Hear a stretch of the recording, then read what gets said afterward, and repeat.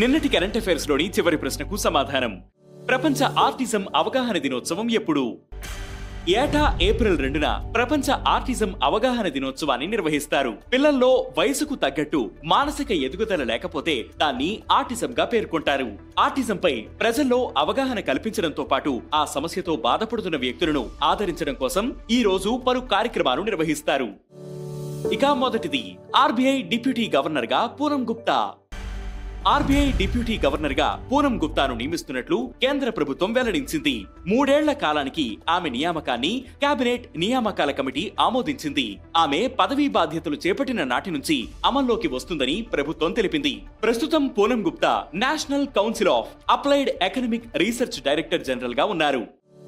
ఇక రెండవది, నీతి ఎన్సీఏఆర్ states economic forum portal ను ప్రారంభించిన ఆర్థిక మంత్రి నిర్మలా సీతారామన్ 2025 ఏప్రిల్ 1న న్యూఢిల్లీలో నీతి ఎన్సీఏఆర్ స్టేట్స్ ఎకనమిక్ ఫోరం పోర్టల్ ను ప్రారంభించారు. National council of applied economic research సహకారంతో నీతి ఆయోగ్ ఈ పోర్టల్ ను అభివృద్ధి చేసింది. ఈ పోర్టల్లో 1990-91 నుంచి 2022-23 వరకు వివిధ సామాజిక ఆర్థిక సమాచారం ఉంటుంది. ఇక మూడవది, ఐఆర్డీఏఐ పూర్తికాల సభ్యునిగా స్వామినాథన్ ఎస్ అయ్యర్.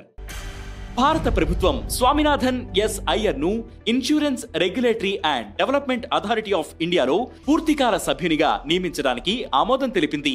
ప్రస్తుతం ఆయన టాటా ఏఏ లైఫ్ ఇన్సూరెన్స్ లో ఎగ్జిక్యూటివ్ వైస్ ప్రెసిడెంట్ గా పనిచేస్తున్నారు.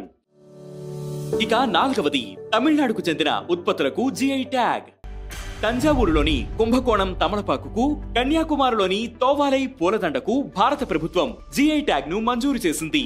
దీంతో తమిళనాడులో జిఐ ట్యాగ్ పొందిన ఉత్పత్తుల సంఖ్య 62కు చేరింది. 2024 నవంబర్ 30న ప్రభుత్వ గెజిట్ లో వీటికి అధికారిక జిఐ హోదా ప్రచురించబడింది. ఇక ఐదవది, బీహార్ లో hockey Asia cup 2025. Hockey Asia cup 2025కు బీహార్ ఆతిథ్యం ఇవ్వనుంది.